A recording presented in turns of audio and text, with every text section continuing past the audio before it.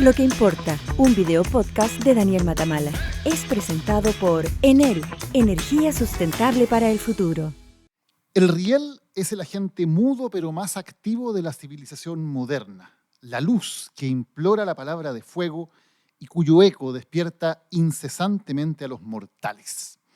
Estos versos en verdad no son un poema, no es algún poeta inspirado por el espectáculo magnífico del ferrocarril, aunque muchos poetas se inspiraron, Pablo Neruda entre otros, en él.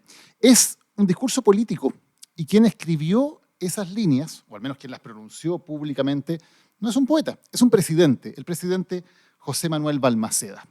Y queremos abrir con esas palabras porque son palabras que muestran lo que significó el tren para el desarrollo de Chile. Fue uno de los grandes proyectos para construir nuestra república. Se hablaba entonces de la columna vertebral de nuestra república. Así se pensó y así fue. A medida que Chile se fue ampliando hacia el norte y hacia el sur, primero con la Guerra del Pacífico, después con la mal llamada pacificación de la Araucanía, la ocupación de los territorios de los mapuches, detrás de los soldados venían los ingenieros y los obreros para instalar las líneas férreas y así formar esta columna vertebral de la República. En 1913, un tren longitudinal atravesaba desde Iquique hasta Puerto Montt. Tenía 8.883 kilómetros de vías. Hoy en Lo que importa vamos a hablar de esta nostalgia por el tren, pero también del sueño futuro de tener nuevamente un tren de esas dimensiones, nuevamente una columna vertebral que estructure a nuestro país. Porque la nostalgia por el tren, en verdad yo creo que nos atraviesa a todos, incluso a quienes apenas alcanzamos a percibir o a vivir los últimos fogonazos de esa palabra de fuego de la que hablaba el presidente Balmaceda. Yo, por ejemplo, soy valdiviano. Alguna vez alcancé a viajar en el Rápido, que conectaba el sur con Santiago. Claro, estoy hablando de los años 80, y en esa época lo del rápido sonaba más bien una especie de mal chiste, porque era no solamente muy lento, sino que eran ya las ruinas de lo que alguna vez había sido ese ferrocarril esplendoroso. En esa época nos decían que el progreso, que la modernidad eran las carreteras, los buses para transportar pasajeros, los camiones para transportar carga, y no ese ferrocarril viejo, andrajoso, que ya parecía completamente parte del pasado. Y me crié en un sur con muchas estaciones de trenes abandonadas, que también hablaban de un pasado que ya se había ido. Y por eso es bueno recordar que en su momento el tren en Chile fue una expresión absoluta, máxima de modernidad. Había líneas completamente electrificadas que atravesaban nuestro país. La Flecha del Sur, por ejemplo, que eran vagones importados de Alemania de última tecnología. Y déjenme leerles una crónica que más o menos contaba lo que era esa época en Chile. Un día de viaje en la Flecha del Sur, con una velocidad de crucero de 120 kilómetros por hora, significaba una excursión turística. A la comodidad de sus asientos Pullman se sumaba la exquisita atención en el coche comedor, donde se degustaba la mejor comida y los mejores vinos de Chile, viendo discurrir el hermoso paisaje de la zona central y sur con la cordillera de los Andes como telón de fondo. Antes y después de las comidas, los pasajeros se dedicaban a jugar naipes, damas o ajedrez, a leer la revista En Viaje, que era regalada por la empresa. Su contenido era muy ameno, casi todos los escritores chilenos de esa época escribían para la revista de los ferrocarriles. Qué increíble pensar que eso pasaba en un Chile de hace 60, 70 años, que era infinitamente más pobre, más atrasado que el que tenemos hoy, y sin embargo, podíamos tener esta clase de lujos. Es que la historia del tren realmente es fascinante. Vamos al siglo XIX. En 1851, esto muchos lo aprendimos en el colegio, se instaló y comenzó a funcionar la primera vía férrea de Chile, entre Caldera y Copiapó. Claro, tenía un fin muy específico, que era poder llevar la plata del mineral de Chañarcillo, estábamos en la época de la fiebre de la plata en Chile, hasta Caldera, y de ahí entonces, con un puerto, poder llevarla para poder exportarla. La primera sociedad anónima que se creó en Chile fue para construir un ferrocarril. Fue la Sociedad Anónima del Ferrocarril Santiago-Valparaíso. También fue la primera sociedad anónima que fracasó en Chile y fue la primera vez que el Estado tuvo que intervenir para salvar un negocio privado que no había funcionado. No era tan fácil construir un ferrocarril pasando por la cordillera de la costa entre Santiago y Valparaíso. El Estado rescató a la empresa, se hizo cargo y finalmente en 1863 podía viajarse en tren de Santiago a Valparaíso. Una historia muy parecida ocurrió con la compañía del ferrocarril al sur. También fue una sociedad anónima que luego tuvo problemas económicos. El Estado tuvo que hacerse cargo y completar la pega, por ejemplo, construyendo el Gran Viaducto del Mayeco, una de las obras de ingeniería más espectaculares que se haya hecho en Chile.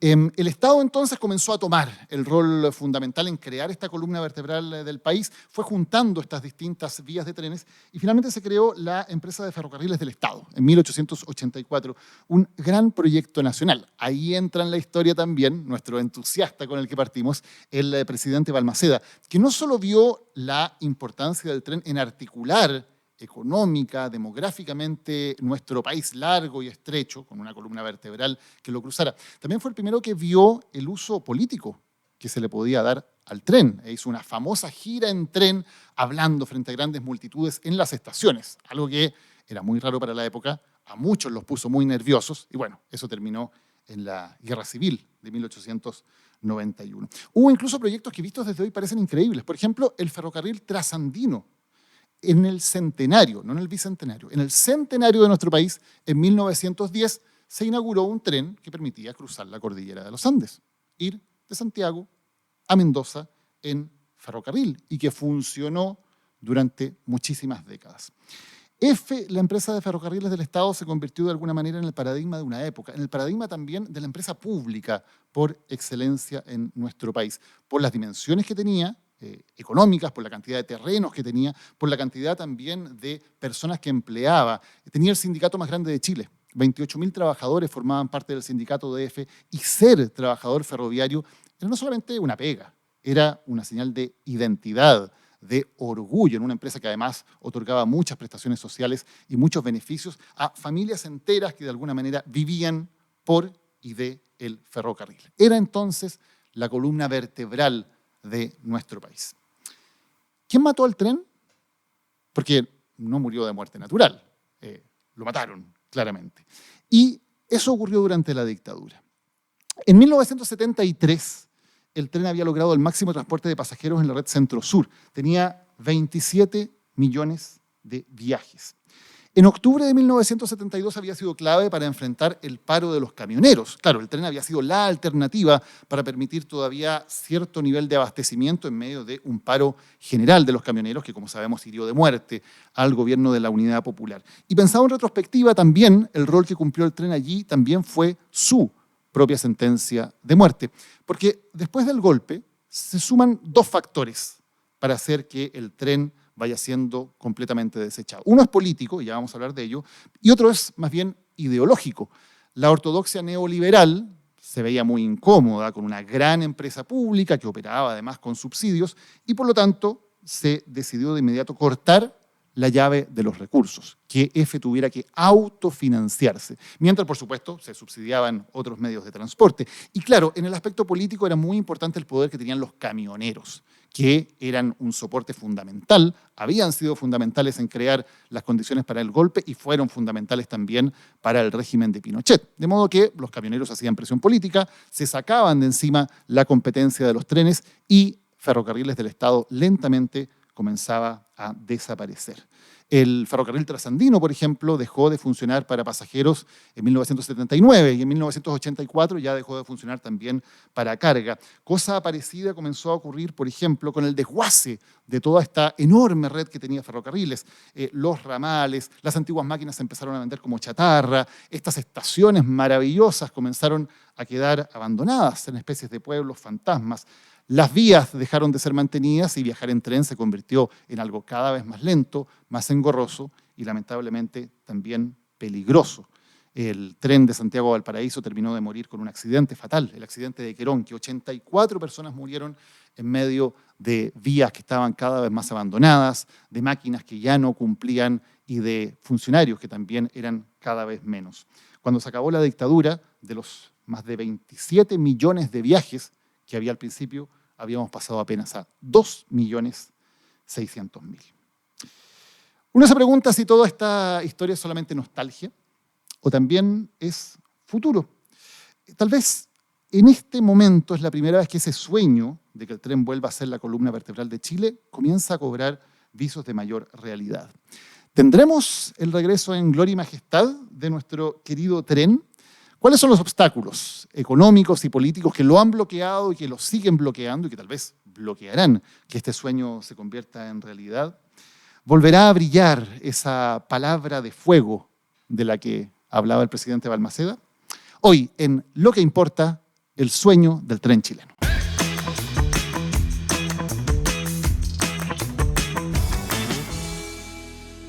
Estamos ya con nuestro primer invitado en el sueño del tren chileno, en Lo que importa. Álvaro Miranda. Álvaro es ingeniero en tránsito, director de transporte de la Universidad de Tecnología Metropolitana. Y Álvaro, incluso más importante que todo eso, un entusiasta de los trenes.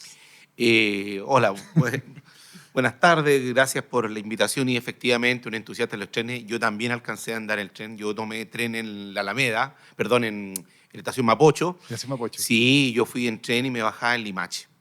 Yo partía en Santiago y me bajaba en Limache porque toda la vida he tenido familia en Limache y sí que hacía mucho ese trayecto de Santiago a Limache saliendo de la estación Mapocho. Y sí que yo antes de ser un centro cultural vi rieles en esa estación. Claro, uno ve la estación Mapocho, claro, afortunadamente se ha logrado recuperar el lugar en términos de ser un lugar muy bonito, muy importante como expresión cultural, pero claro, es una estación súper importante en nuestro país donde pasaban cosas, además muy significativas, incluso en términos políticos, en fin, era un gran epicentro de Santiago la estación Mapocho como estación de trenes. Pero claro, lo que pasa es que los trenes, el tren es un modo de transporte que tiene características tremendamente positivas y hoy en día se ha ido acentuando y se ha hecho más necesario y más pertinente por los temas ambientales que probablemente en las décadas anteriores, décadas de los 80, inclusive hasta en los 90 no era un tema no era prioridad. No era prioridad, no era algo muy importante el tema medioambiental. Hoy día sí, porque estamos viendo inclusive está amenazada nuestra propia existencia por temas ambientales. Y en ese sentido el ferrocarril tiene tantas ventajas respecto de los modos carreteros que lo hacen a todas luces una opción tremendamente ventajosa. El problema que tiene el tren y que ha tenido toda la vida el tren es su costo. Porque tal como en la introducción que hiciste, el tren requiere un subsidio. Y no es que... Eso es siempre así. O sea, siempre. Cuando hablamos del tren en Europa, de los ejemplos que siempre ponemos, esos trenes son subsidiados. El único trayecto ferroviario de pasajeros que no tiene subsidio en el mundo porque no lo necesita es el tramo Osaka-Tokio, en Japón, porque transporta millones de pasajeros ese puro tramo. Entonces, claro, es como un metro.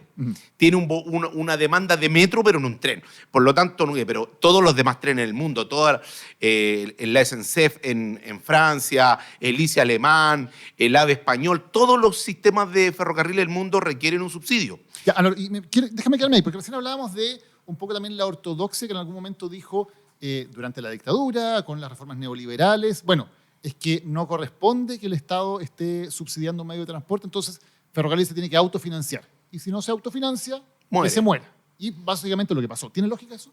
No tiene ninguna lógica. ¿Sabes cómo podría tener una lógica? Si es que esa regla ocurriera para los otros modos. ¿Ya?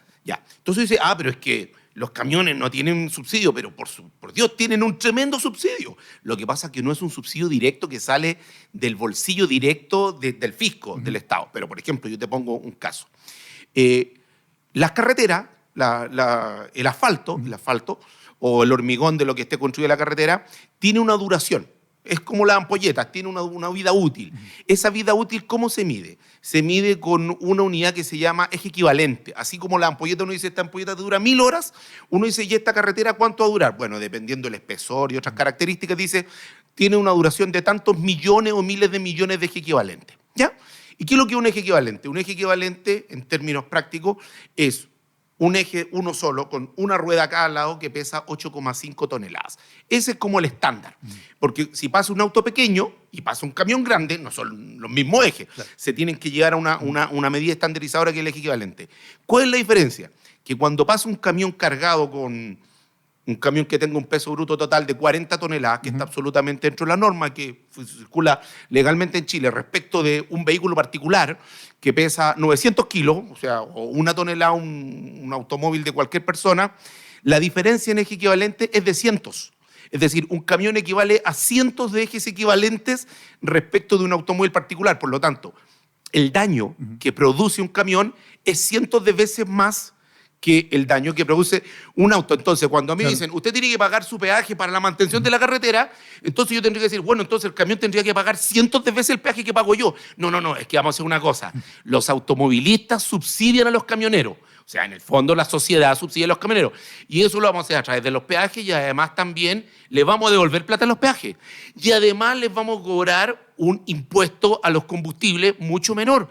El impuesto que pagamos los que tenemos vehículos benzina, pagamos 1,5, no 1,5. 1,5 contra 6, claro. 6 UTM el metro cúbico y lo otro 1,5. ¿Por qué el petróleo es más barato? Porque lo usan los camioneros. Entonces, discúlpenme, los camioneros y los buses son absolutamente subsidiados por todos y cada uno de los chilenos. Por lo tanto, eso de que el ferrocarril lo subsidian y los otros no, mentira. Ya. Son todos subsidiados. Ya, y eso es muy importante porque, bueno, y podemos seguir hablando de todas las tremendas regalías que tienen los camioneros porque además se les devuelve parte del combustible que utilizan, además se les devuelve parte de los peajes, que es bien insólito, tú lo decías. Sí. Ya están súper subsidiados los peajes porque, claro, cada vez que alguna de esas regalías se quiere discutir, como se ha hecho varias veces en las reformas tributarias, etcétera, inmediatamente, ¿qué pasa? Hay paro de los camioneros. Pero claro, sí. Y por eso nadie quiere meterse en ese tema. El gremio de los camioneros tiene un poder respecto de la paralización del movimiento de las mercancías en el país que es tremendamente alto. Y ellos lo saben. Y lo que hacen los camioneros es sencillamente ejercer ese poder cuando se ve amenazado en algún grado, ¿no es cierto?, su operación. Y además esto es un círculo vicioso, porque finalmente al tener tal poder los camioneros, eso les ha permitido en gran medida bloquear tener la competencia, que son los trenes. Y al no haber trenes, el poder de los camioneros tampoco tiene, es mucho más absoluto, digamos. Recordábamos lo que pasó en el paro de los camioneros en 1972, donde de alguna manera algo del funcionamiento del país pudo mantenerse con muchos problemas, porque al menos existía un ferrocarril que podía servir un poco para compensar el hecho de que había un paro muy prolongado de los camioneros que tenía razones que fundamentalmente eran políticas en ese momento. Claro. Mira, te pongo un solo ejemplo de los miles de problemas que tenemos por tener monopolizado el movimiento de la carga en Chile. Hoy en día nosotros tenemos una ley de tránsito y un código del trabajo que establece las horas máximas de conducción. Cuando un conductor conduce más horas de las que dice la ley, lo que pasa es que ya está no solamente está violando la ley, lo que pasa es que esa persona se está exponiendo a fatiga, a cansancio, estrés, claro, que puede hacer hace que pierda habilidades para la conducción y eso puede significar un siniestro de tránsito y eso son muertes. Hoy en día los camioneros, todos los camioneros, la forma de fiscalización que tienen de ese tan importante ítem, que es cuántas horas llevas conduciendo. Sí, bueno, perdón, en primer lugar para proteger a los propios conductores. Al conductor y al resto del usuario de la vía. Claro. Es con una libreta escrita a mano. Hoy día el camionero se sube a su camión y dice, hoy día 10 de abril partí conduciendo a las 10 de la mañana y terminé a las 2 de la tarde. Y él lo escribe a mano arriba del camión y lo firma. Y bueno, tú comprenderás que eso es absolutamente validable. Y ahora, a eso tú le sumas otro componente. Que el dueño del camión le dice al camionero, mire, yo le voy a pagar 2 sueldos. Su sueldo va a tener 2 componentes, un fijo y un variable. El fijo habitualmente es muy cercano al salario mínimo y un variable en función de la carga que usted transporte. En la medida que usted transporte más contenedores, más toneladas, más pallets, más va a ganar. Por lo tanto, ¿qué es lo que hace el camionero? Lo que hace cualquier ser humano normal. Quiero ganar lo más posible. Y si para eso tengo que falsear mis horas de conducción, las falseo porque gano más. Para el dueño del camión dice, a mí me conviene que falsee las horas de conducción porque así en vez de tener contratado a 2 conductores por un camión, tengo 1. Y eso es más barato. Y al final, ¿quién se lleva ese costo? Que es un costo de seguridad. Los accidentes de tránsito en Chile cobran 2,5% del PIB. Eso es lo que le cuesta, eso es lo que ha estimado la CONACET. 2,5% del PIB, 2,5 puntos del PIB. Eso se lo lleva a la sociedad. Por lo tanto, ahí tenemos otro ejemplo de lo caro que sale mover todas las cosas por la carretera. Es un costo social y un costo privado y ambiental también muy elevado. Claro. Y con este contexto, Álvaro, porque tenemos claro que aquí hay evidentemente una presión que tiene razones políticas, que tiene razones, por cierto, económicas, de un sector que no quiere perder el monopolio del transporte fundamentalmente de carga. También los buses tienen un poder importante por el transporte de pasajeros y también reciben estos subsidios indirectos, ¿no? Claro. De los cuales tú hablabas. Si tomamos la decisión de que sí queremos subsidiar el transporte mediante ferrocarriles, tal como se hace en todos los países desarrollados del mundo, por cierto, y no solo desarrollados, en países en vías de desarrollo también. ¿Cuáles son los límites de eso? ¿Hasta qué punto el Estado dice, hasta aquí es razonable subsidiar o ya de aquí en adelante ya no tiene la rentabilidad necesaria? ¿Cuáles son los límites? ¿Hasta qué punto podemos realmente soñar con tener un ferrocarril que conecte todo Chile? ¿O hasta qué punto hay ciertas partes que son inviables para los recursos que tenemos como país? Mira, la verdad es que eso no está escrito en ninguna parte cuál es el límite, si aquí hay una frontera, ¿ya? y las realidades son bien distintas entre un país y otro. Habitualmente la cantidad de subsidio y la cantidad de apoyo que le da el Estado a sus servicios ferroviarios depende del tamaño de la billetera que tenga cada país. Claro. ¿Ya? Lo cierto es que yo creo que aquí, más que un máximo, porque la verdad es que el máximo va a depender de la realidad de cada país, yo creo que aquí lo que tenemos que tener es un mínimo. Ajá. El mínimo. ¿Y cuál es el mínimo? Yo creo, con lo que sueño y lo que sería muy bueno para Chile y para todos quienes vivimos en este país, es que nosotros tuviésemos una línea férrea operativa Ajá. de Arica a Punta Arenas.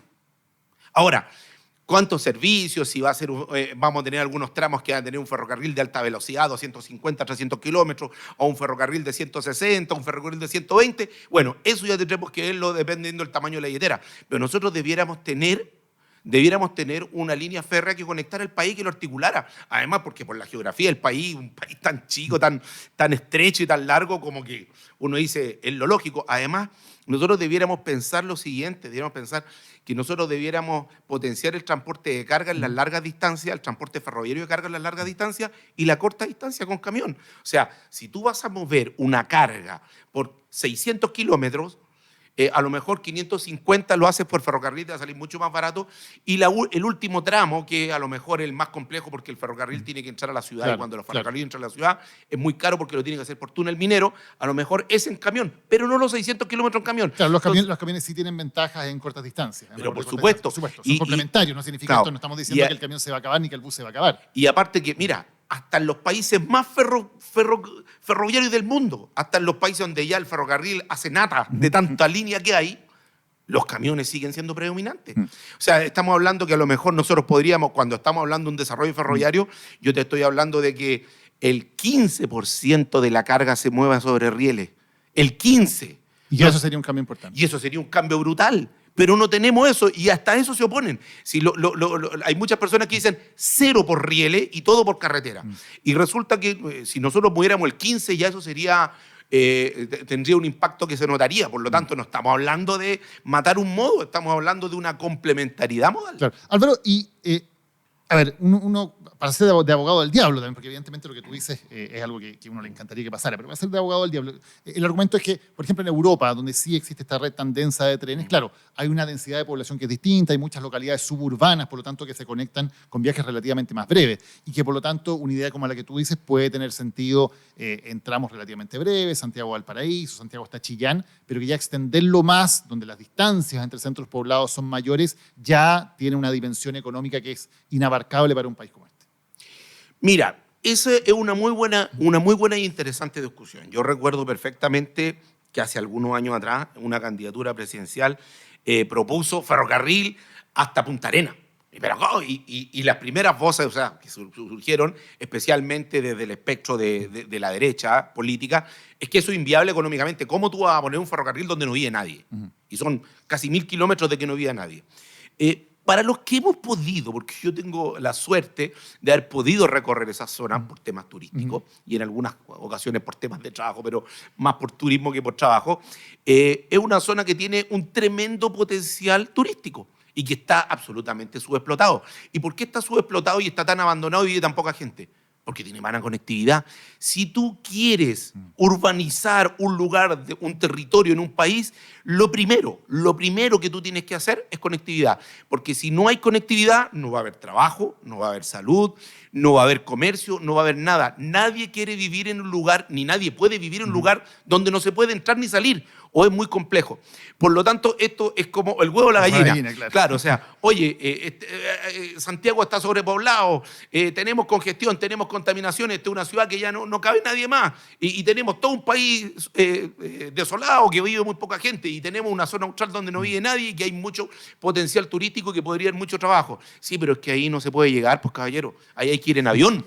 Hay que ir en avión. O sea, cosas que pasan que son realmente vergonzosas. Manda una carga a Punta Arenas, se tiene que ir por Argentina, tiene que llegar a Osorno, en Osorno toma la ruta 215, pasa por el paso del Cardenal Raúl Zamoré y se va por la ruta 40, y por la ruta 40 que no tiene peaje, aborda, ¿no es cierto?, la zona austral, porque nosotros no podemos mandar camiones por nuestra carretera austral. porque no caben camiones. Es un camino que soporta camionetas de turismo y cosas por el estilo. Entonces, cuando tú tienes 900 kilómetros de territorio donde tú no puedes transportar carga, entonces tú dices, bueno, ¿y cómo lo hacemos? Oye, construyete un ferrocarril y yo les aseguro que esas ciudades, esos villorrios, esos pueblitos chiquititos van a empezar a florecer y van a empezar a llegar comercio y van a empezar a surgir hoteles, hostales y una pila de cosas y de repente decir, ups, tenemos una zona austral absolutamente poblada. Ahora, Álvaro, me llama mucho la atención por lo que tú estás contando, que suena como una especie de sueño, ¿no? Muy utópico. Es exactamente lo que hicimos y la mentalidad que tuvimos en el siglo XIX. Sí, pues. Cuando lo comentábamos, ¿no? Cuando finalmente la lógica era que había que incorporar territorios que no estaban poblados, que no estaban incorporados económicamente a la producción del país. ¿Y qué se hacía? Lo decíamos, detrás de los soldados, digamos, venían los ingenieros y venían los obreros para trazar la línea de tren. O sea, Chile se formó pensando exactamente así. Claro. Y en algún momento abandonamos esa lógica. Claro, lo que pasa es que ahí no existía el neoliberalismo en el siglo XIX, porque es lo lógico. Y por eso es que en Europa, cuando uno va a Alemania, España, está en Francia, en esos países, aunque aparezca un presidente de derecha, porque van teniendo presidentes de derecha, presidentes socialistas, Claro, hay una alternancia. son políticas de Estado. A Tiene que ver con nadie eso. se le Claro. ocurre, o sea, cuando estaba José María Aznar, que me tocó hacer mi posgrado en España, cuando estaba gobernando José María Aznar con el Partido Popular, que es un calcado de la UDI, yo estuve allá y me dijo, esto es la UDI, pero con otro nombre, jamás se le ocurrió decir, no, pues que Renfe tiene que desaparecer y vamos a cortarle los subsidios a Renfe. Y era un gobierno muy de derecha, porque entienden que esta ya no es una política ni de izquierda Claro, ni de derecha, claro. es una política que le da sustentabilidad y sostenibilidad al desarrollo del país. Eso nosotros aquí no lo tenemos. Nosotros tenemos una concepción política, especialmente en los círculos más cercanos a la derecha, que es tremendamente ortodoxa en estos términos. Y sigue pensando sobre esta lógica de que por qué el Estado tiene que financiar, lo cual a todas luces, digo, entonces los alemanes, los españoles, los franceses son toda una tropa de idiotas y son comunistas porque siguen financiando su Ahora, ferrocarril. digamos también que desde el final de la dictadura, que han pasado ya, ¿cuánto? 34 años, salvo durante 8 años, ha gobernado la centroizquierda en Chile. Y de trenes se ha hecho poco y nada. Poco y nada, sí, también tiene no es culpa mucha del sector o del responsabilidad. otro, ¿no? Pero fíjate que sí, tienen mucha responsabilidad, pero es porque han seguido llevando este patrón y no han tenido la herramienta o la valentía, salvo este gobierno, que ahora sí veo que hay un punto de inflexión en hacer una política distinta. Pero fíjate que en materia de transporte, de políticas de transporte, prácticamente casi todo lo que hizo la dictadura lo hizo mal. Porque aplicó este concepto a todo. Es decir, que el mercado decida. Bueno, pasó lo mismo, perdón, por ejemplo, con las micros. en Con las Santiago. micros. Esta idea de desregularlo, sencillamente, que cada dueño de micro pudiera circular por donde quisiera. Con Y los que cobrara lo que quisiera. Y generó un caos gigantesco. Y que un caos gigantesco que entraba a la democracia. Tuvimos que volver a decir, vamos a tener un decreto que tiene que regular las tarifas. Claro. ¿Te fijas? En el transporte, y ojalá que esta entrevista la puedan ver gente derecha, en el transporte no funciona la autorregulación del mercado. Eso no funciona. Lo que dijo el señor Milton Friedman podrá servir en otras y funcionar en otras cosas y de manera bastante bien. En transporte no. Si usted en transporte desregula, esta cuestión se transforma en una mafia. Así de simple. Y van a surgir gremios que van a ser mafiosos y va a funcionar mal. Y si usted no subsidia modos de transporte ecológico, nos vamos a morir. Todos, porque el calentamiento global nos va a matar a nosotros, a nuestros hijos, a todos.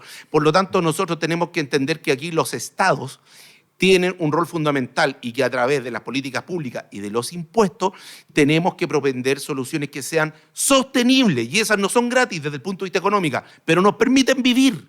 Por lo tanto, no es tolerable para nuestra propia existencia y la de nuestros hijos, el seguir pensando en que no tenemos que tener modos de transporte que se tienen que financiar con la lógica única y exclusiva del mercado. Eso no funciona en transporte ni funciona para el ser humano. Álvaro, y volviendo a la realidad que tenemos hoy en Chile, donde tenemos toda esta historia, donde a los trenes se les dejó morir, donde hay proyectos que están empezando a dar sus primeros frutos para volver a tener sistemas de transporte que sean más competitivos, más eficientes, que sean más rápidos.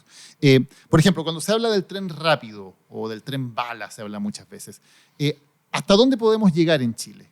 ¿Cuáles son ¿hasta qué podemos soñar? Porque el sueño va desde tener trenes como hay en Japón o en Francia, digamos, hasta tener trenes que sean al menos un poquito más competitivos y que den una alternativa al menos a los buses. Hoy día, en la situación que tenemos en Chile, ¿hasta dónde te atreverías a decir que es factible en términos de velocidad y con quién se puede competir? ¿Se pueden competir con los aviones en trayectos de corta distancia? ¿Se puede competir con los buses? ¿Dónde está la lógica pensando en el transporte de pasajeros? Yo creo que nosotros, un tren de alta velocidad, ferrocarriles que circulen 250 kilómetros o más, ¿ya?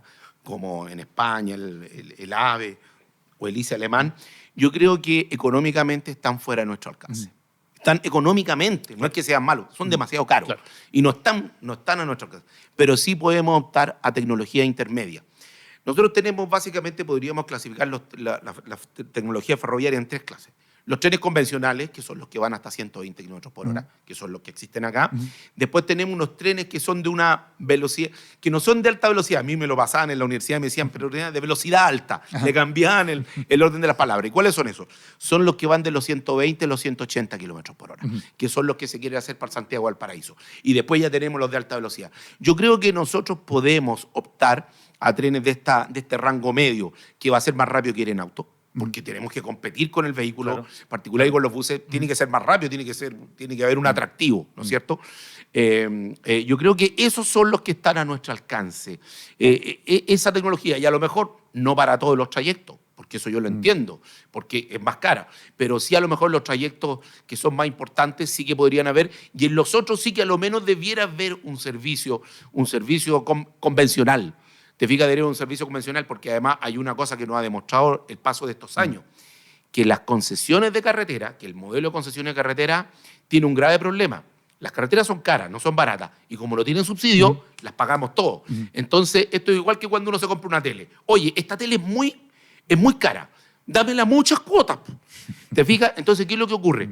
Que el crecimiento del parque vehicular empieza a aumentar, y antes que tú termines de pagar la carretera está absolutamente colapsada. Entonces llega, oye, ¿sabes que faltan 6, 7, 8, 10 años para terminar de pagar la carretera? Y la carretera colapsó. Entonces, ¿qué te dice el concesionario? Usted me dijo que esto era 25 años, yo construí, cumplí, por lo tanto, estos otros 10 años usted se los tiene que comer nomás. Entonces la gente dice, ¿pero por qué estoy pagando un peaje si hay congestión? Entonces lo que nos está demostrando también el modelo de carretera es que cuando nosotros concesionamos a largos plazos, esos plazos son tan largos que nos van de la mano con el crecimiento del parque vehicular, y al mediano plazo, antes que termine el periodo de concesión, nos encontramos con que la carretera colapsó y la gente reclama, y lo que fue una infraestructura de transporte con un modelo termina siendo en un conflicto social, o si no, vayamos a ver lo que pasa con la autopista urbana. Entonces, ojo, que ese modelo se está transformando en un foco de conflicto social, y no tiene ningún sentido, desde ninguna perspectiva, que una política pública termine siendo, que debiera ser para mejorar la calidad de vida, para el desarrollo del país, termine siendo en una protesta. Entonces, también, ojo, que el modelo de las carreteras yo creo que hay que echarle una revisada, porque tiene problemas. Álvaro Miranda, muchas gracias por habernos acompañado hoy, para hablar de lo que importa. Listo, cuando ustedes quieran.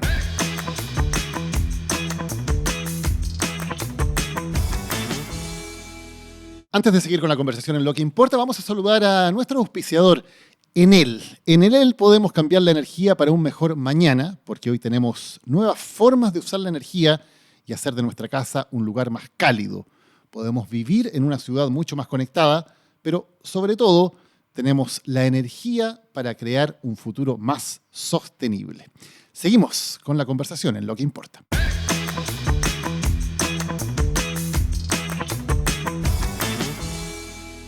Esto es Lo que importa, el sueño del tren chileno. Y ahora estamos con quien es el encargado de llevar este sueño a la realidad, o decirnos que no es posible. Juan Carlos Muñoz, ministro de Transporte, gracias por estar aquí. Muchas gracias, Daniel. Encantado de estar aquí en Lo que importa. Antes de hablar como ministro, hablando sencillamente como Juan Carlos Muñoz. Muy bien. ¿Qué recuerdos tiene del tren? Tengo múltiples recuerdos. Recuerdos de ir a veranear al sur, y incluso tengo la sensación de alguna vez que mi papá haya subido el auto al tren y haber llegado a bien al sur, a Puerto Montt. Claro que se podía hacer eso, sí. Y el recuerdo más increíble que tengo es que para las inundaciones del 82 a mí me tocó ir en una gira deportiva a Concepción. Y me pilló allá la inundación. y eran tiempos en que no había ni teléfonos celulares ni nada, y éramos un grupo de como 80 niños que teníamos que volver, y la vuelta iba a ser en tren. El tren llegó hasta San Fernando y paró. Y teníamos que salir a buscar hotel en San Fernando. Finalmente, yo recuerdo haber dormido de varios por cama. Es porque no había capacidad hotelera en San Fernando para 80 niños. Y al día siguiente un viaje de 24 horas en tren, porque el tren avanzaba y recuperaba vía para poder llegar, ¿no? Anécdota bien increíble en ese viaje. Hay algo, porque cuando, preparando el programa, como que le he preguntado a mucha gente, ¿no?, cuáles son sus recuerdos del tren, y como que a todos les brillan los ojos cuando se habla del tren. Hay algo que tiene, más allá de la eficiencia, todos los temas económicos de los que vamos a hablar, hay algo que está profundamente en nosotros, de sentir una nostalgia de un medio de transporte que, no sé, era más amable, Sí. más comunitario, que permitía viajar de otra manera, ¿no? Es mágico, la verdad, y es impresionante cómo todos evocan tiempos anteriores de añoranza por un tren que era efectivo, que era eficiente, que te llevaba a, tal vez no con la prontitud que uno exige hoy día los modos de transporte hoy día, pero llegabas y tenías un viaje placentero. A mí me impresionó la primera cuenta del presidente Boric, hace 2 años atrás, cómo cuando habló de trenes, el Congreso entero aplaudió. Y ahí tomé en cuenta la relevancia y la oportunidad también de poder empujar una agenda ferroviaria ambiciosa, porque cuenta con un respaldo muy, muy transversal. Sí, me acuerdo, yo estaba en el Congreso también, y fue lejos lo que generó el mayor aplauso, y además aplaudieron todo. Daba Así lo es. mismo oposición, gobierno, derecha, izquierda, todos aplaudieron en ese momento. Así es, así es. Vamos entonces del sueño a la realidad.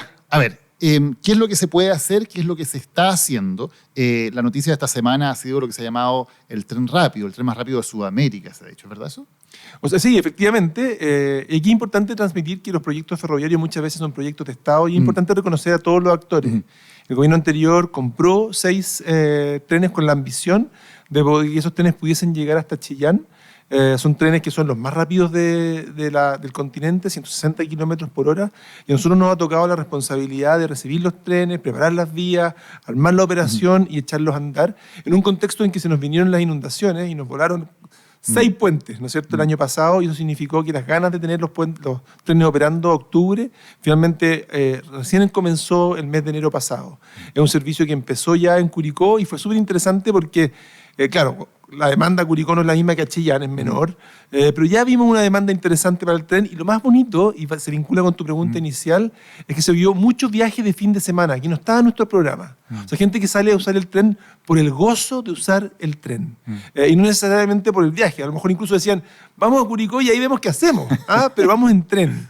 Y el tren luego estuvo en Talca, y también eso nos permite poder estar en la capital regional del Maule. Claro. Y para seguir avanzando, digamos, porque ya está eso establecido, que evidentemente es un avance súper importante. Por ejemplo, bueno, Paulina Barrales aquí es mi socia y el corazón de este podcast, así que es de Concepción, así que me mata si no le pregunto. ¿Llega a Concepción el tren rápido? Bueno, el tren está programado, está diseñado para poder llegar a Chillán. Es un tren que permite llegar a Chillán en 4 horas, lo que es un muy buen tiempo para 400 kilómetros de distancia, parando el expreso de las principales capitales regionales. Y la verdad que no tenemos una vía férrea directa entre Chillán y Concepción que sea como por el norte. Ajá. Actualmente el tren tiene que seguir al sur, pasar por Los Ángeles y llegar a Concepción bordeando el río desde el sur. Y por tanto la vuelta es un poco más larga, pero los trenes que se compraron son duales. Eso significa que pueden usarse con alimentación eléctrica o diésel. Y nuestra red eléctrica llega solo hasta Chillán. Entonces lo que tendría que hacer el tren es, una vez pasado Chillán, activar el motor diésel y poder llegar a Concepción, que por lo demás es el lugar donde los trenes van a tener que hacer su mantención. Así que nosotros estamos estudiando y esperamos poder tener más adelante algún servicio que pueda ir nocturno a Concepción. Eso es lo que tenemos en la cabeza. Ya, esa es la posibilidad por ahora, Con los trenes más modernos del continente. con los trenes más modernos y más rápidos del continente. Sí. Ya. Pero no puede ser tan rápido, porque si llegáis a Concepción es muy poco tiempo de noche. No es tan bueno. Tiene que ser un viaje que te permita salir a lo mejor como a las 10 de la noche y poder estar en Concepción a las 6 de la mañana y la gente va a estar feliz. Ya, pero ¿qué tan competitivo es eso? Yo creo que de noche es muy atractivo porque la gente, de nuevo, a la gente le gusta, a todos nos gusta usar el tren. Segundo, te ahorras el hotel, la necesidad de poder tener que pernoctar. Yo creo que es un viaje que sería muy interesante, lo estamos estudiando. Mi intuición es que podría ser un buen servicio. Ya, y hagamos un poquito el salto de lo que estamos hoy día concretamente hablando, de lo que ya es realidad, de las posibilidades. ¿Hasta dónde es posible soñar con el tren en Chile? Porque alguna vez tuvimos, lo decíamos al principio, un tren longitudinal, Iquique a Puerto Montt, era la columna vertebral de nuestro país. ¿Es posible soñar con eso de nuevo? Yo creo que es importante contar cuál ha sido la estrategia hasta acá. Ya. Y lo que estamos avanzando, yo creo que ha sido muy exitoso después de haber permitido que los trenes básicamente casi desaparecieran en nuestro país. Estamos recuperando los trenes y lo estamos recuperando con una ambición de que vuelvan a ser un eje estructurante en el país, sobre todo, la verdad, en la zona entre Valparaíso y Puerto Montt, donde se concentra la mayor cantidad de personas, de habitantes en nuestro país. Ahí tiene que haber una red ferroviaria densa y estamos avanzando, estructurándonos o parándonos sobre todo los servicios suburbanos.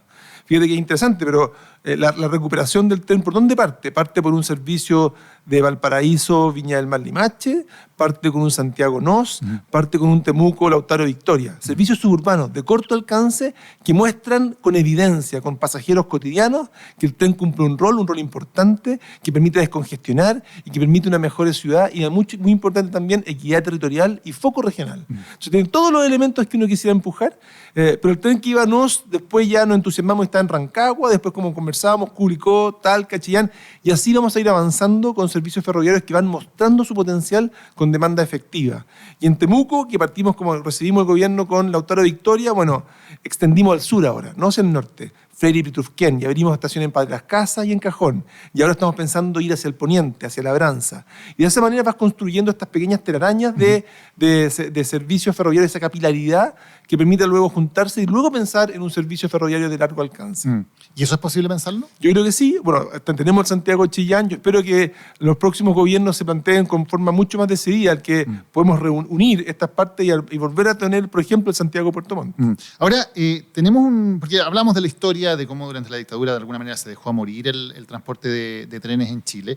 Y hubo un intento que fue en el gobierno del presidente Lagos, donde se llegó incluso a hablar de un tren Santiago-Puerto Montt, se llegaron a inaugurar estaciones que luego quedaron abandonadas, y eso terminó muy mal. ¿Qué enseñanza han sacado de ese que fue el momento en que parecía que este sueño del tren al sur volvía a existir y terminó muy mal esa experiencia? Es una historia terrible, sobre todo en la opinión popular. Yo creo que es un poquito injusta, porque tiene luces también. O sea, por ejemplo, todo el metro de Valparaíso, que va de Valparaíso, Viña del Mar, ¿no es cierto?, Quilpué, Villa Alemana, y termina en Limache, es parte de ese mismo proyecto. Y esa es una parte exitosa del plan de Ricardo Lagos. También los trenes que hoy día tenemos operando entre Santiago y Rancagua, previo a esta compra de nuevos trenes, son también trenes de esa época. O sea, tiene luces. Es verdad que hubo mucho voluntarismo y tal vez se comenzó con la carreta delante de los bueyes. Esa es mi opinión. Y esa es parte principalmente de la enseñanza. El tema de la inauguración de las estaciones del sur se hizo en campaña, además, bueno, inaugurando por estaciones supuesto, antes de yo no digo elecciones, que sean solo luces, pero lo que digo tiene algunas luces. No fue de plata toda perdida, pero efectivamente creo yo que es mejor partir con un esfuerzo que realmente avance con aquellas cosas en las cuales tenemos más certeza y vayamos construyendo en lo ambicioso más a continuación. Y en ese sentido, creo que partir por un Santiago Puerto Montt aparece como hoy día una forma de cuestionable de invertir los recursos en transporte ferroviario cuando tenemos que partir con el Santiago Nos, pero después del Rancagua. Hoy día estamos avanzando a Melipilla y a Batuco. Me parece que eso nos va a permitir además generar los recursos, los ingresos, la validación de que el tren cuenta con un rol en la calidad de vida, la alta calidad de vida que queremos estructurar. ¿Y se justifica en un país con las tremendas necesidades que tiene Chile poner plata del Estado en subsidiar un transporte de pasajeros que es deficitario? No, eso no cabe duda que sí. En mi opinión no cabe ninguna duda que sí. El transporte público cumple un rol de distintos tipos. Por una parte, el rol de poder ofrecer movilidad a personas que no tienen alternativa. También en las importantes externalidades positivas que genera. Cada vez que alguien se sale de un automóvil y se sube a un transporte público, en este caso podría ser un tren, lo que logra es que las vías estén menos congestionadas, que los viajes sean menos seguros, vamos a tener menos siniestros, menos ruido, vamos a tener menos emisiones de carbono. Todos esos son elementos que son muy importantes cuando pasamos y fomentamos el transporte público. Y lo que también es muy interesante es que cuando nosotros subsidiamos el transporte público se logra un efecto muy virtuoso, que es que sin subsidio yo puedo dar una cierta frecuencia. Con subsidio puedo dar mucha más frecuencia y puedo dar más servicio. Eso significa que todos los usuarios, los nuevos y los que ya estaban, caminan menos porque hay más servicios y esperan menos porque hay más frecuencia. Entonces, se produce un efecto multiplicador del subsidio al transporte público, que es una de las razones importantes por las cuales las ciudades de los países desarrollados subsidian en forma importante el transporte público para que la oferta sea atractiva y que haya más personas que estén dispuestos a optar por el transporte público teniendo alternativas. Ahora, lo hablábamos antes en el programa, esto tiene también oposición y tiene intereses que evidentemente están en contra.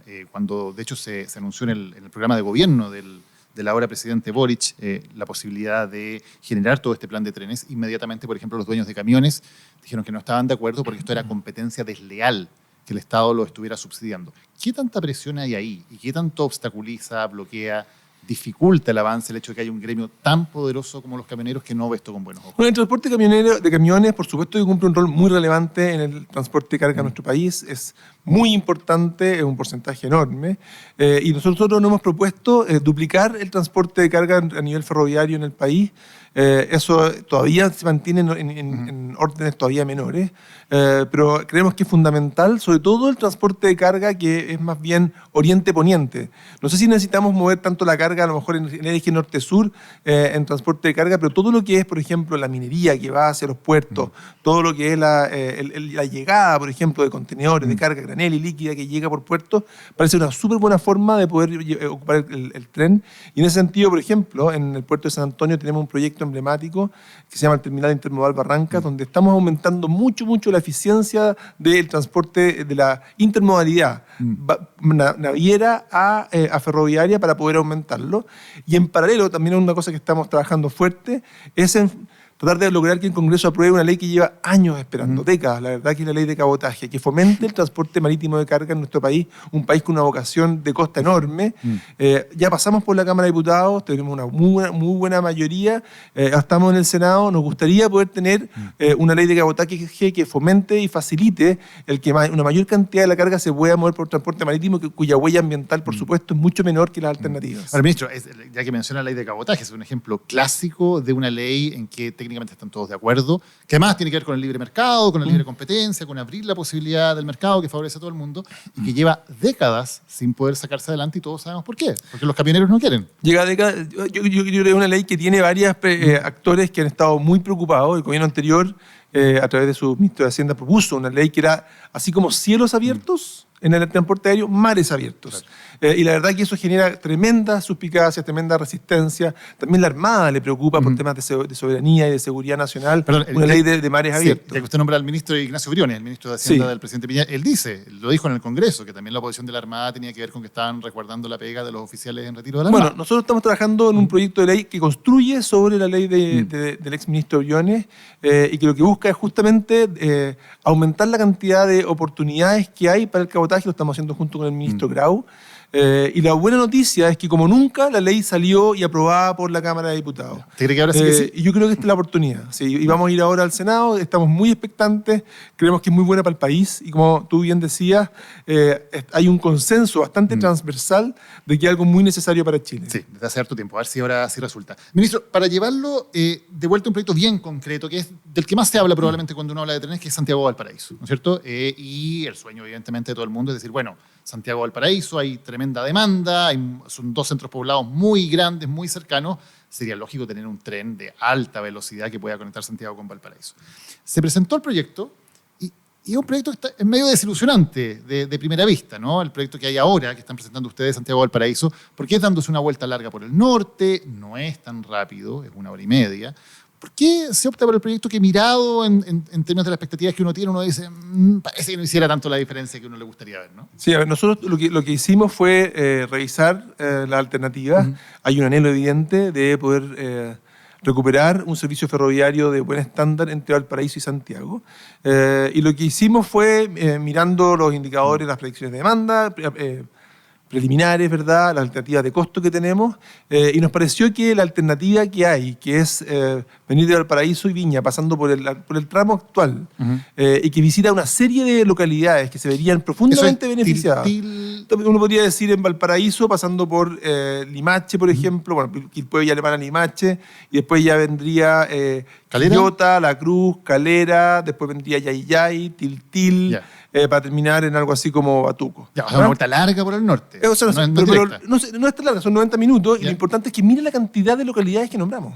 Mira la cantidad de localidades que se beneficiarían por un servicio de pasajeros que hoy día no existe y que les daría conectividad con ambas ciudades. Estamos hablando de un conjunto de localidades que, si yo las sumo, llego a bordeo ya a 1 millón de personas.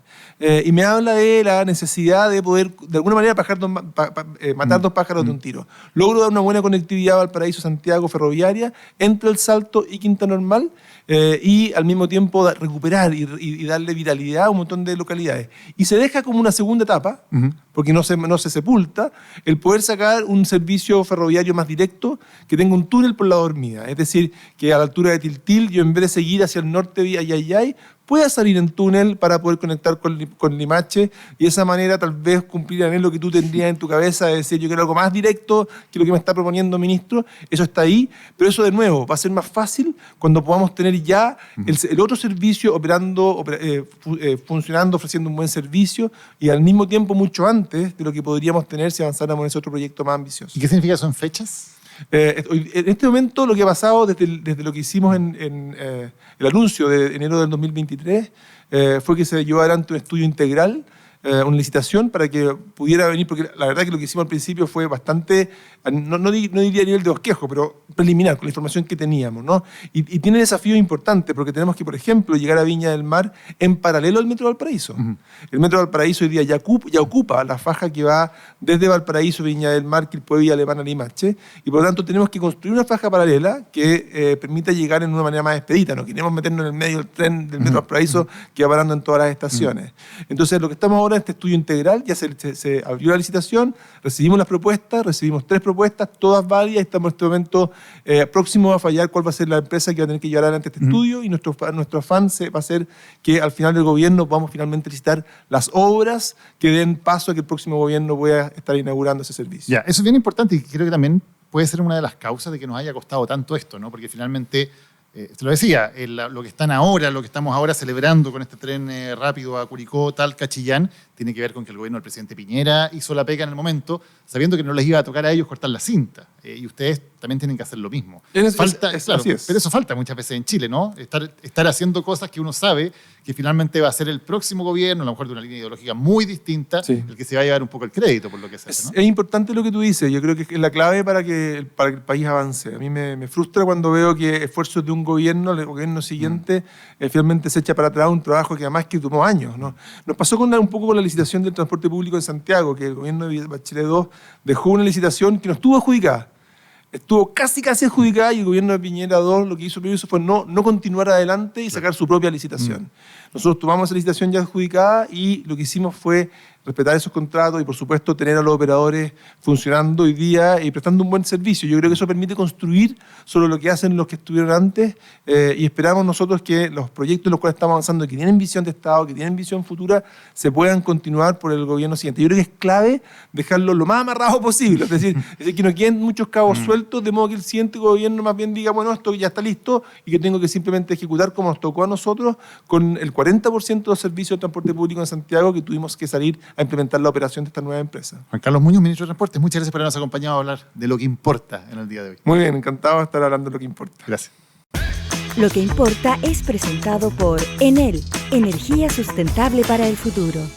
Esto es Lo que importa y este fue nuestro capítulo El sueño del tren chileno. Si te gustó, suscríbete, síguenos, echa a correr la voz y también puedes compartir más información a través de nuestras redes sociales. Estoy en Instagram y ahí vamos a estar siempre adelantando lo que vienen los nuevos capítulos y entregándote algunas exclusivas sobre lo que pasa en Lo que importa. Así que muchas gracias por la compañía. Nos vemos en el próximo capítulo.